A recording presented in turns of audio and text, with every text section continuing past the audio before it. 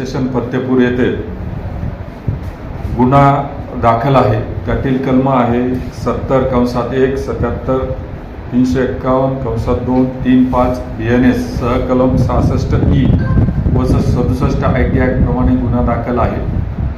पीडिता व तिचे परिचित मित्र हे ठाणाबर्डीच्या जंगलात फतेपूरच्या हद्दीतून दिनांक 2 जून 2026 रोजी तिथे थांबले असताना यातील दोन आरोपितांनी अत्याचार केला। 2 आरोपितांनी त्याची व्हिडिओ शूटिंग केली आणि उर्वरित आरोपींनी पीडिता व तिच्या जो परिचित व्यक्ती आहे यांना दमदाटी केली आणि जो व्हिडिओ केलेला होता तो सोशल माध्यमामध्ये प्रसारित करण्यात आला।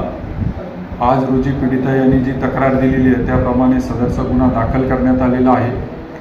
सदर गुन्ह्याचा तपास PI Kasar police station Jamner हे करीत आहे।